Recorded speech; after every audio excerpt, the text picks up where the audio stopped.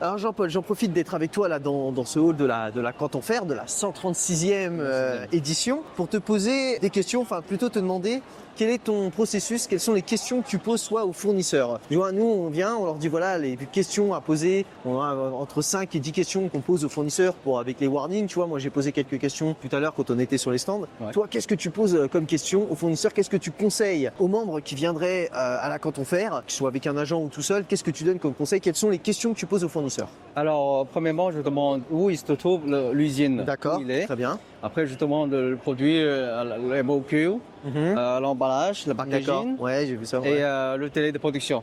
Le délai de production, oui, on a vu ça. Exactement, d'accord. Et tu demandes la géolocalisation pourquoi? À quoi ça te sert de savoir ça? Déjà pour savoir à quelle distance je dois y aller, si on a besoin d'aller visiter l'usine. D'accord. Faire les programmes déjà. Aussi de voir est-ce que l'usine est située dans l'industrie. Parce qu'en Chine, normalement, chaque ville, chaque région, ils ont leur spécialité. D'accord, ok. Donc c'est pour savoir est-ce qu'ils ils sont dans la bonne région par rapport à ça. D'accord, voilà. Ok. Si là, par exemple, ceux qu'on a vus font de la cuisine et maison qui sont dans la région de l'électronique, c'est que c'est pas. C'est dans la même région. Ouais, ah, d'accord, ok. C'était un mauvais exemple. Non, mais je veux dire, tu vérifies s'il y a une concordance, autrement pour toi, c'est un mauvais indicateur. Bien sûr. Ouais, voilà. Et ça veut dire quoi comme warning pour toi? Qu'est-ce que ça envoie comme mauvais signal? S'ils arrivent à me dire que l'usine ou s'ils cachent, peut-être ça veut dire que eux, c'était trading. D'accord, ok. D'accord, ok. Et donc si c'est une trading, quels sont les inconvénients pour toi d'avoir une trading par rapport à avoir l'usine directement? Avec les sociétés de trading, on peut avoir plus des choses parce qu'ils représentent plusieurs usines. D'accord, ok. Donc c'est pas forcément un désavantage. Pas forcément, non. D'accord. Mais les prix, ça peut être plus cher. Voilà, ok, d'accord, ok. C'est quand même des intermédiaires. Ok. Alors, toi qui es agent de sourcing professionnel, ça fait plus de 20 ans que tu fais ça. Ouais. Toi, tu as tout intérêt à aller voir des usines pour le coup. Toi, c'est plus intéressant pour nos clients. Tu vas voir directement les usines plutôt que les trading compagnies, tu vois. Je préfère aller voir l'usine pour voir comment ils sont.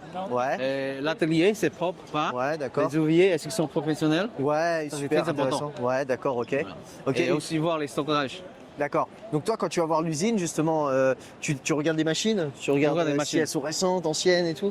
Tu arrives à détecter un petit peu ça? En fait, les machines anciennes, c'est pas un problème. D'accord, ok. Si elles tournent bien, il n'y a aucun problème. Ok, d'accord, ok, très bien. Donc qu'est-ce que tu regardes?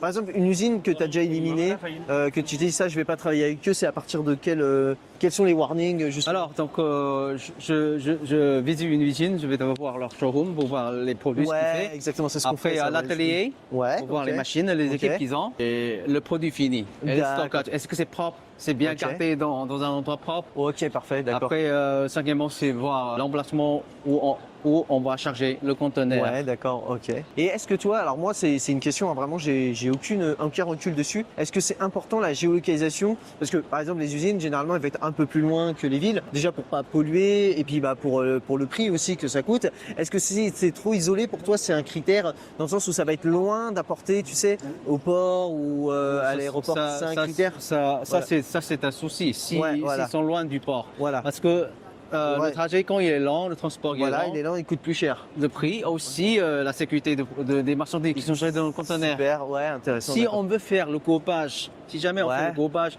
le conteneur il doit l'amener d'une ville à une autre ville. Donc entre les deux villes, ça peut causer des problèmes et que chacun c'est pas la faute des deux fournisseurs.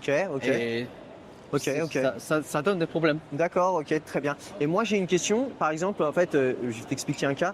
Une fois j'ai commandé pas mal de marchandises parce que le MOQ qui m'avait été demandé était assez élevé par rapport, je faisais un bundle, tu sais, je mettais 2 produits dedans, je voulais un packaging personnalisé, j'avais mis des notices personnalisées, enfin j'avais demandé plus de choses et j'avais pas pu renégocier aussi bien que toi tu as pu le faire évidemment. Donc à ce moment-là, donc je remets le contexte, hein, c'était en 2021, 2022, etc. Et donc j'avais pas pu, j'étais pas encore avec des agents de sourcing, j'avais pas encore développé autant ma boutique et j'avais pas autant de contacts que maintenant. Il faut remettre le contexte. En tout cas, j'avais pas pu importer toutes les marchandises chez Amazon. J'avais pas tout voulu importer d'un coup dans les entrepôts parce que je savais pas le débit que j'allais avoir avoir dedans et je voulais pas trop stocker chez eux. Donc j'avais stocké chez le fournisseur. Sauf qu'au bout d'un moment, le fournisseur m'a dit vite, faut importer parce que tu me prends la place de stockage. Et en fait, je me suis aperçu que cette usine n'avait pas de grosses capacités de stockage. Alors je sais très bien que stocker chez le fournisseur, hein, c'est pas son business model, il est pas là pour ça parce que c'est de la place qu'il a en moins. Mais est-ce que quand c'est des trop petites usines, ça peut être un désavantage où tu te dis ok, ton problème Mathieu, il existe, mais les petites usines ont aussi beaucoup d'avantages. Voilà, ma question grosso modo c'est est-ce qu'il vaut mieux choisir des usines plus importantes ou moins importantes ou alors dans quel cas tu choisis l'un ou l'autre? Tout dépend des qualités en fait. Ok, d'accord. Bon, c'est la qualité. Ok. Après, les stockages, tout ça, c'est négociable avec C'est négociable, d'accord. Okay. C'est pas le plus important. C'est pas le plus important. Le plus important, c'est que le fournisseur il soit honnête. Voilà. Ok. Avec réputation. Ouais. Qu'on puisse travailler à long terme. Ouais. D'accord, ok.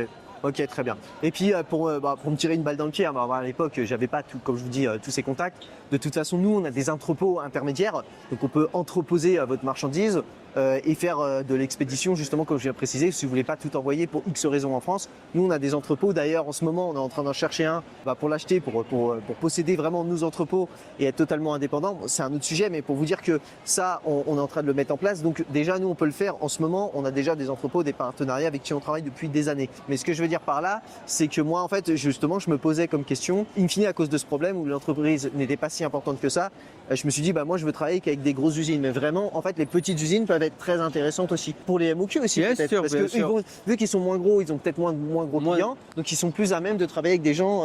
C'est peut-être même plus intéressant pour les gens comme nous qui faisons des petits MOQ au départ avant de croître. Parce que les grandes sociétés, ils ont très lourd les charges d'administration. Donc, ils demandent beaucoup de quantité. D'accord, ok. Ce qu'on ne peut pas satisfaire en premier temps. D'accord, ok. Donc, moi, je propose de commencer par petit ou moyen. Ouais. En plus, il y a plus de négociations. Le Quanchi va mieux passer, justement. Il y aura plus de facilité. Plus facilement, ils vont nous rencontrer. On va plus sympathiser, tu vois. C'est ce que j'ai vu. Mais moi, à ce moment-là, je m'étais posé ces questions. Et pour revenir donc aux questions à poser aux fournisseurs, justement, sur la foire. Donc là, on a vu la localisation. Donc, tu as bien fait de le dire.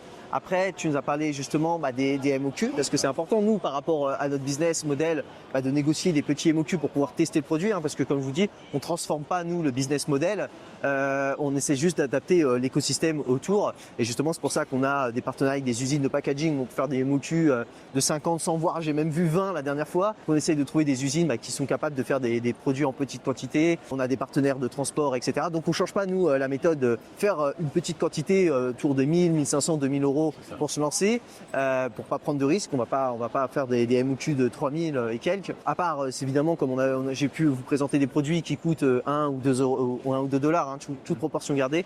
Grosso modo, si je veux dire, lancer des commandes autour des 2000 euros. D'accord. Donc toi, ce que tu fais, c'est que tu demandes le MOQ. J'ai vu que tu négociais super rapidement, que c'était facile à baisser. C'était souvent, je pense qu'ils ont la méthode aussi de gonfler le MOQ parce qu'ils savent qu'on va négocier aussi. Non, parce que tu sais. La foire de Tonton, les gens sont venus ici pour acheter de grosses quantités. C'est pas des petites quantités. Ouais, c'est vrai aussi. Mais il y a des grands clients, il y a des petits clients. Voilà. Donc c'est normal que les gens demandent le MOQ. On essaie de satisfaire. Mais si on n'arrive pas, on essaie de négocier. On essaie de communiquer avec le fournisseur. C'est vrai qu'ils sont assez arrangeants dessus. Ils savent, voilà. Nous en Europe, c'est comme ça. Il faut respecter des critères. Et il n'y a pas trop de relationnel comme j'ai pu le voir ici. Tu nous as parlé aussi du prix, évidemment. Comment est-ce que tu abordes le prix parce que c'est vrai que nous, on est assez frontal souvent. On négocie, on est sévère, on est sec, on donne un prix, on ne veut pas y bouger. Comment est-ce que toi, tu assouplis les choses? Comment aussi tu te mets à la place de l'usine où tu sais qu'à quel moment ça ne va pas passer parce qu'ils ne vont plus être rentables? Parce que souvent, nous, et c'est vrai, les Occidentaux, je vois ceux qui veulent lancer des business, généralement, et je l'ai peut-être pas eu aussi au départ, c'est qu'on pense pas à l'usine. Elle est là pour gagner de l'argent et qu'elle va prendre des faibles pourcentages parce qu'elle veut faire des gros volumes. Donc, il faut aussi se mettre dans un processus de gagnant-gagnant et de ne pas voir trop manger. Toi, comment justement, pour revenir à ma question, comment est-ce que tu fais pour justement aborder cette question du prix doucement, mais quand même arriver à des résultats de baisse pour tes clients? Déjà, il faut demander le détail du produit pour voir tous les détails, les matériels, l'épaisseur, les dimensions, aussi le packaging. Parce que le packaging, il compte pour les Oui, frais oui. de Et tu as transport. tout de suite apporté ça tout à l'heure. Ça, j'ai bien aimé parce que le packaging, c'est important pour la sécurité. Et puis, en fait, c'est l'expérience de déballage pour le client. Chez nous, en e-commerce, c'est important. Il n'a pas vu le produit avant. Quand tu achètes en magasin, tu vois le produit, le packaging, généralement. Mais ouais, c'est très important de faire ça. Donc, toi, moi, j'ai essayé de l'inclure tout de suite dans les prix. C'est des choses que tu essayes de faire parce que c'était des choses, justement, que j'ai appris avec Jean Perry, qui a été mon mentor, en fait, sur le sourcing et qui m'a appris pas mal de choses. Et il me disait, justement, que quand on peut plus négocier le prix en termes de factuellement de chiffres, ce qu'il faut faire, c'est essayer d'avoir des petits bonus à l'intérieur. Finalement, ça fait baisser. Au mieux de négocier un prix absolument à 2,50 et à 2,75, lui demander, mets-moi la carte de remerciement. On sait qu'elle va coûter 5, 10, 15 centimes. Mais au moins, en fait, on gratte comme ça. Et des fois, c'est ou négocier un FOB plutôt qu'un X-Word, tu vois. Donc, est-ce que c'est des méthodes aussi que tu utilises ou tu en as d'autres? Non, en fait, on négocie. Si cette fois-ci, on peut pas négocier, on peut pas baisser le prix. Ouais. On essaie de négocier pour la prochaine fois. Ouais. Donc, à long terme, on sera gagnant. D'accord, ok. On essaie de rassurer. Oui, pour la deuxième commande, pour le long terme. On essaie de rassurer Ouais. le nombre de commandes Ouais. pour fonder une relation D'accord. avec les fournisseurs. Donc, ils voient que on veut vraiment travailler avec eux. Ouais, ok. On est intéressé, donc tout le monde peut faire un effort. Ouais, ok, d'accord, ok. Et quand tu vois, par exemple, moi tout à l'heure, j'avais des targets, tu vois, de prix. Comment est-ce que tu arrives à lui dire, allez, baisse un peu, je sais que t'es un peu cher, ou je sais que là-dessus, tu vas pouvoir récupérer. Des fois, on entend, oui, tu vas pouvoir récupérer la TVA, donc fais un effort. On sait que là, le prix, il y a des taxes dedans ou des choses. C'est peut-être des choses qui sont pas forcément vraies. Hein. Nous, c'est ce qu'on entend des fois de certains Chinois qui nous disent négocier sur les prix parce qu'il y a des taxes et tout. Voilà. En fait, le TVA, on négocie pas. Ouais, on négocie pas, voilà. Ouais. Ça, Ok. parce que normalement, les fournisseurs, ils donnent les prix déjà, Ouais. incluent leur TVA. Ok. Donc ça, c'est pas négociable. Ok. On essaie de négocier sur la quantité, sur le prix. D'accord, ok. C'est Ok. tout. Hein. Ou Ok. des fois, on essaie de négocier, pas sur le prix, mais sur le transport. Oui, Par d'accord. exemple, Ok. ils nous envoient gratuitement. Voilà. Ah ouais, c'est vrai, ouais, parce que c'est vrai que nous on dit toujours de faire le transport en dehors de son fournisseur parce que souvent nous, les occidentaux, les Français, quand on fait ça avec le fournisseur, généralement il nous bombarde, généralement il nous fait faire du DDP, tu vois, C'est ça. il met les taxes et en fait on se retrouve avec un transport qui coûte plus cher que le transport, tu vois, que le produit. C'est normal. Donc toi, tu arrives à négocier un transport des fois qui peut être gratuit pour venir. Ouais. Ouais. Ah, ça c'est intéressant. Des fois, Voilà. il faut communiquer avec le fournisseur, il faut parler. On peut Ouais. pas. La prochaine fois, c'est ce qu'on va faire. On peut pas négocier à sec comme ça que moi je veux $1, c'est $1. On peut pas. C'est ça, et c'est ça que je reproche aux Flexible. gens des fois qui disent ça, c'est cher, et en fait, mais ils pensent pas, ils se rendent pas compte que des fois, ils ont des salariés, il y a des outils, il y a le transport, et on pense que tout est comme ça, et je suis tout à fait d'accord.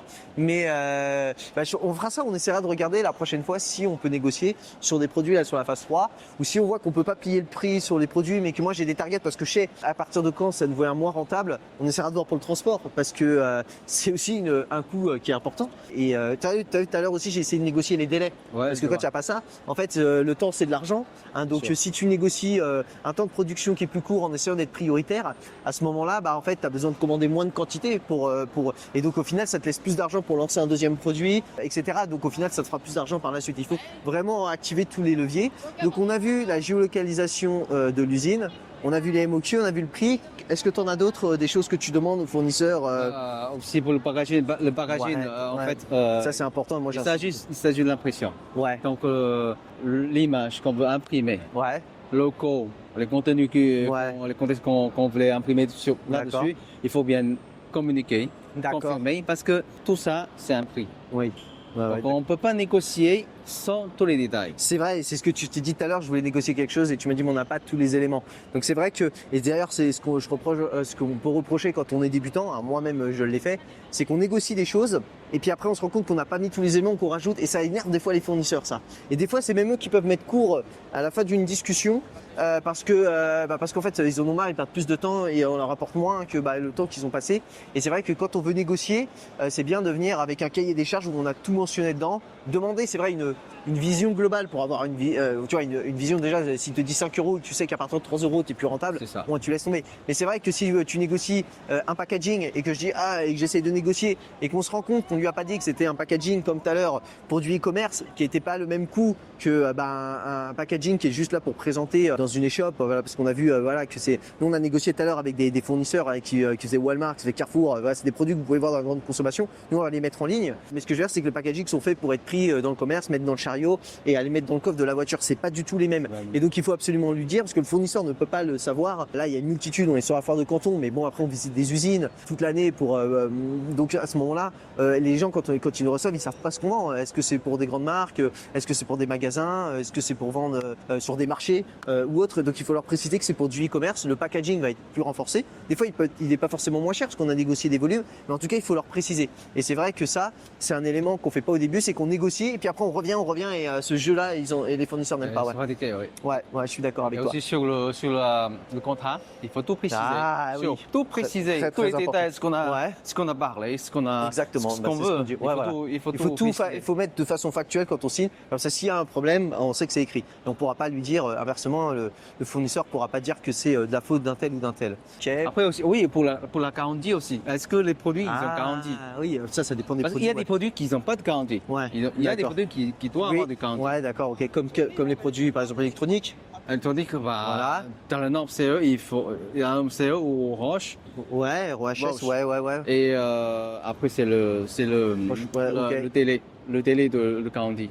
D'accord. 1 an, 2 ans. Okay. Ça compte. Ok, ouais, c'est hyper important. Sur certains produits, moi je l'ai pas fait, j'y ai même pas pensé de faire la garantie parce que j'avais tous ces éléments, j'étais tellement satisfait j'ai pas pensé ça en arrière-plan. Et c'est vrai que des produits qui peuvent être susceptibles, d'avoir tout simplement des demandes de clients ou nous-mêmes, on se dit que la marchandise, il y avait des choses qui n'allaient pas pouvoir les retourner dessus. C'est pour ça qu'il faut tout mettre dans le contrat, il faut faire un contrôle qualité quand on doit importer. Voilà, très important. Donc finalement, est-ce qu'il y a des éléments sur la canton-fer, sur n'importe quelle foire, quand on voit des fournisseurs, des éléments qui sont à rajouter ou à modifier par rapport à un sourcing que tu fais en physique, enfin quand tu vois des gens ou que nous, par exemple, les gens sourcent en ligne. Est-ce qu'il y a des choses qui sont différentes ou c'est à peu près les mêmes questions? C'est à peu près les mêmes questions. Ouais, c'est à peu près les mêmes questions. C'est le même produit. Ouais. Moi, ce que j'ai bien aimé, tu vois, quand je source en physique, et c'est là que je te parlais de voir le relationnel, le Quenchy, c'était qu'il y en a une, ça m'a impacté, c'est qu'elle souriait, même en négociation, elle voyait qu'on demandait, ça se voyait qu'elle nous comprenait, et du moins, elle a quand même toi tu négocies en chinois, donc qui a une plus-value énorme pour baisser les prix, les motus. Enfin, voilà, j'ai pas besoin de vous expliquer qu'un Chinois qui va parler à un autre Chinois, forcément, factuellement, c'est beaucoup mieux qu'un Européen qui va essayer de négocier en anglais, même avec les techniques. Ça, il y a pas photo. Mais j'aimais bien qu'elle me regarde, qu'elle me dise quelques mots en anglais, et voilà. Et c'est ça que j'aime bien aussi, c'est que derrière tout ça, il y a aussi des données qui sont factuelles, le prix, les motus. Il y a aussi ce sentiment, ce relationnel. J'ai vu que on pouvait négocier avec elle, j'ai vu qu'on pouvait parler, j'ai vu qu'elle comprenait. Et moi, c'est mon ressenti. Je pense que tu as ressenti la même chose. Les autres étaient plus fermés, étaient moins. Tu le vois quand tu descends dans ce temps, les gens, est-ce qu'ils sont sympas, ils sont sérieux, tu le vois. Voilà, exactement. Donc ça, c'est un élément qui est important. C'est ce qu'on appelle en Chine le Quenchy, le relationnel, qui est complètement différent de ce qu'on a ici en Occident. Et moi, le premier, j'ai fait ces erreurs de rentrer frontalement avec le prix, d'aller direct à l'essentiel, alors que non, il faut parler avec eux. C'est des humains, ils ont un business, eux aussi, ils ont leurs intérêts.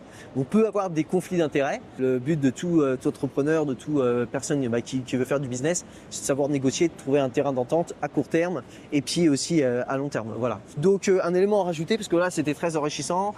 Moi, ce que j'ai beaucoup aimé quand on source ensemble, c'est que tu penses à tout pour mes clients, pour le côté Amazon. Même des fois, quand j'ai pas pensé au l'emballage, par exemple, tu me dis tout de suite papier bulle. Ah oui, mais ce papier il est interdit et c'est pour la Chine, mais c'est pas normé, etc. Donc ça, c'est très intéressant, c'est très enrichissant et tu penses tout de suite à ça. Donc ça, c'était cool. Voilà, merci pour les conseils. Je pense que là, on a bien fait le tour dessus.